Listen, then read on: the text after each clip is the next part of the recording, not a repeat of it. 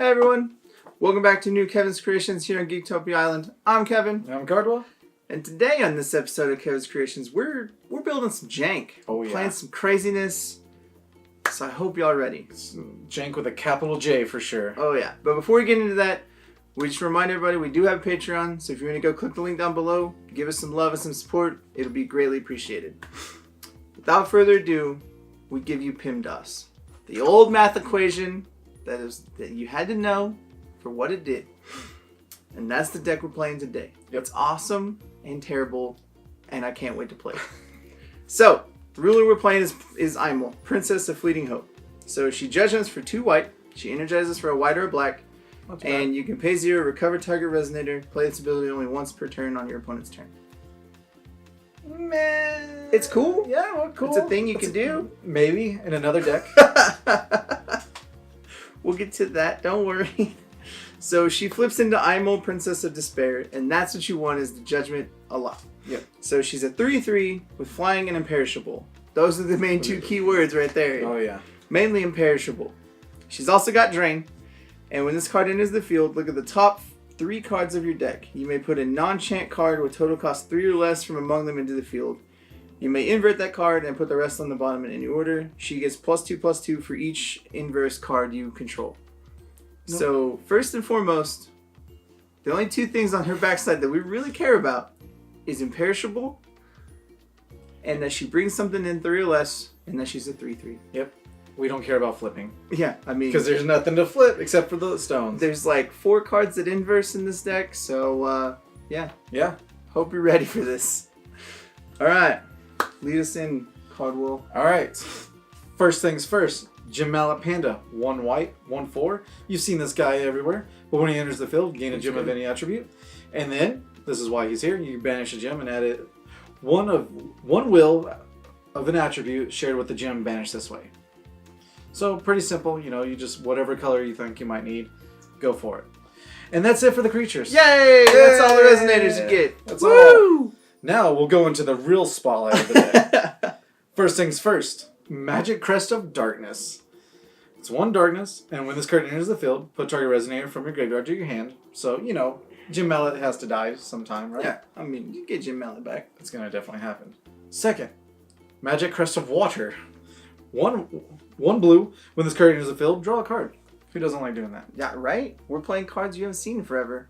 Probably forgot they even existed. Yeah, exactly. What are crests? Yeah, right? How about Magic Crest of Fire?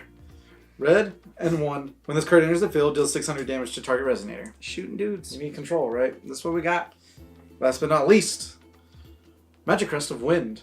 1 and 2. When this card enters the battlefield, put the top card of your Magic Stone onto the field. Because turn 1 or turn 2, you're going to flip Aimul. And if you get this, you get an extra stone. So, I mean, in those first 5 cards, we're all 5 colors. Yeah. So, I mean, it's already a great deck. Oh, yeah. And to help that, we have Statue of the Sacred Temple, because, I mean, you need it. Yeah. It's 2 mana colorless for a magic stones you control pad. They tap and add any color. And you can pay 1 of any color to banish this card and make a 10/10 Flying Angel. So, it's worth it, but you mainly want it just to be like, I can play all my spells. I can play all the spells. And with Aimul, what makes her so cute in this deck is because you inverse a lot and you still get additions. So yes. All of those magic crests you get, you just get. You just get to pick one. The temple, you get to pick one. Yeah. The next one, you get to pick one. Yeah, we have all kinds of them. So we got some more additions. We're going to keep going. Runes Beneath the Sand. 2 red addition. At the end of turn, this card does 200 damage to target opponent or resonator. If there are 4 more runes from your rune area, it deals 4 instead. We don't have a rune area, so it's only ever going to do 2. Yep. But if you get multiple of them out, they stack. So you're like, that dude takes 2, that dude takes 2. And this is what we call our win condition, guys. Win cons. Win cons. And the next one to also help with that is Moonlit Canopy. It's 2 darkness 1 addition. At the beginning of each player's main phase, that player loses 400 life. Solid. It's a race. Let's go for it. We're racing hard. Hopefully you lose that race because you take 6 and we take 4. Yep. I'll take it all day. I mean. And then to help out, to get with the control, is also in another edition. Heyo. Yep. Null Page. 3 green. When this card enters the field, remove target resonator from the game. As long as this card is removed, as long as a card is removed from under it, they can't play that same card. Yep. So if you remove like a Lorath's Disciple with this, they can't ever play him again. No more. Or even a Lorite, hopefully. And all of these cards that we've mentioned so far get to be flipped from Aimul. Yep. So when she Judgments, you're like, cool, I get a Null Page for free. Yep. Which is actually kind of cool. So you're just like, Null Page, get out of here. Or Moonlit Canopy. Let's take some damage. Because that's how you win. Is Runes and Moonlight Canopy, and maybe you swing at Aimul too. Yeah, you're going to gain some life with Aimul because you're gaining 3, so it negates it a little bit. At least Question 3. mark? At least. Yeah.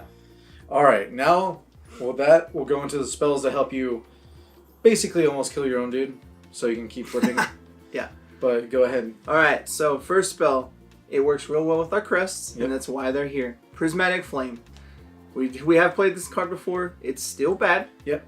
But we love it. It took me a little bit, if you watched our brawl last time, it took me a little bit to get there. But it is 1 red quick cast. And its base ability is this card deals 300 damage to target J/Resonator. First one. That's the base thing you need. Hoorah. Underneath. You can pay the awakening of this card by tapping magic crests you control. So if you have one of each of the magic crests, you get to tap them for essentially a will. Yeah. But it's only for this. And it's got 5 awakenings. White, red, blue, green, and black. Yep. The white one, if you pay it, you gain life for how much damage this card deals. The red one, this card deals double damage. So, pretty good. Anything. Blue one, you draw a card. The green one, this deals 100 damage to each J Resonator your opponent controls other than this card's target. And the black one, this card deals 300 damage plus an additional 100 damage for each J Resonator your opponent controls other than this card's target to your opponent. Yep. So what makes this card so silly in this deck is you can pay the 1 red to shoot your own Aimul off, so it'll flip back because it's got imperishable. Pay the awakening green, pay the awakening black, and still deal them damage from it. And if you're willing to pay the extra red, you can double it and pay the white and gain some life. Yeah. So I mean, if you can do it all, do it all. But mainly, you just get to kill your Aimul to get more additions and still deal them damage, which is pretty silly. Yep. You do you, boo, well, sir. Yeah, it's pretty awesome. Now, of course, this is a super serious tech here, and that's Arrival of the Hero. It's 2 white, quick cast. If you control a J-Roller, it's for free. You pay 2 white less to play this card. But you get to 1. Prevent all damage that would be dealt to Resonators you control until their turn. Not going to happen. Or destroy target rested Resonator, which is what you'll be doing all the time. Bet you're going to have to prevent damage to that one Gem Mallet Panda. At least. But mostly, yeah, like you said, you're going to be killing the dude because it's a free kill spell. Yeah, just straight up. Next up is the Path We Part. It is red and a blue for quick cast. The first 2 parts we don't need because we're not playing Keurig or Shaela, but essentially they make it cost 1 less of that color or opposite color. And then you choose one. This card deals 600 damage to target Resonator or return target Resonator to its owner's hand. So we get to pay a red and a blue and either kill a dude or bounce a dude. Yep. And then it kills a J. So again, we're shooting our Aimul off to get more additions. Yep, pretty much. That's really what it's for. The next one is Eruption, 2 red and 1. This card deals 800 damage to each J Resonator. So there you go. Kills the board and your Aimul, so you can flip more. Heyo! Heyo! And then finally we have Shaela's Adventure. It is 2 blue and 1. You draw 2 cards and you can put a 2-drop addition from your hand into play. So any of the low costing crests or the statue. And those are the main ones. Or the runes. I forgot the runes cost 2. Yep. So almost. You can get a win con, you can get a mana fix rock, or some magic crests. Your pick. Yeah, we'll Enjoy. see. Now, depending on what order you want to put that in, good luck to you. Yeah. All right, so magic stones. Yep. We've got 4 magic stone of hope. They're all white. And they judgment essentially when you judgment they flip into magic stone of despair and they add a white or a black. And their special thing on the backside is they are an inverse card, so they do make your Aimul bigger. Yep. So it's good, and it's kind of a drawback in this deck because you kind of want to kill Aimul a lot. Yeah. But I mean, if she's already big enough and can just do something, you might as well. You know what I mean?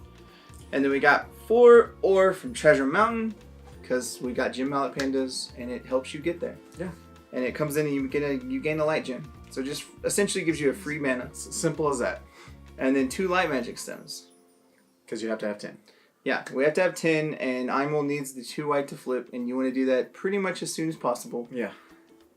if you get the best off of the second turn where you get the magic crest of green and you get a free land, then you don't really lose a turn, so it's kind of cool. Exactly.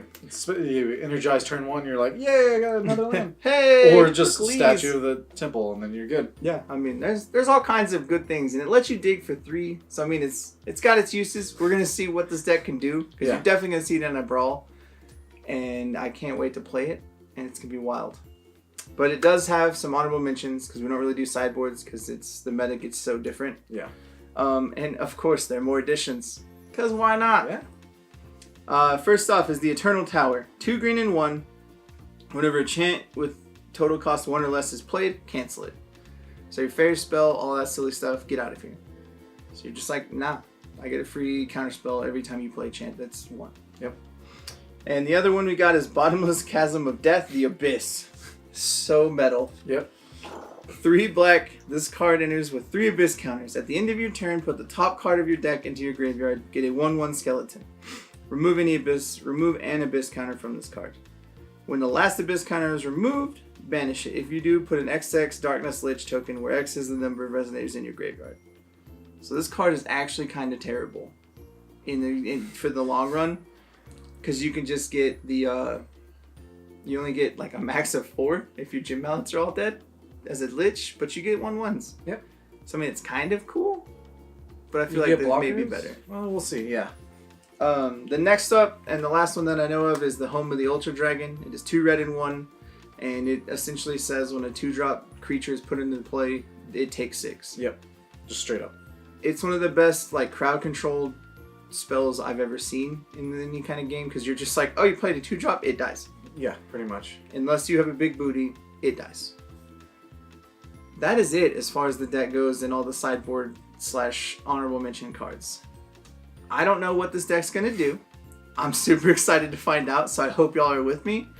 And you'll see it on a brawl soon enough. And if you want to see the deck list, guys, it'll be down below. Make sure you check that out. And thank you for joining us here on Geektopia Island. Later! Bye. Also, guys, just remind y'all to hit that like button, subscribe to our channel, and if you want to keep up to date on all our future content, make sure you click that bell. It'll give you all the notifications you need. With that, we'd like to go ahead and give a big thank you to all our fans that support us through the year, and especially our Patreon support people. We do like to give a shout out to our Mythic and Above supporters, and that would be Dwayne Higgs. Thank you very much. We love you.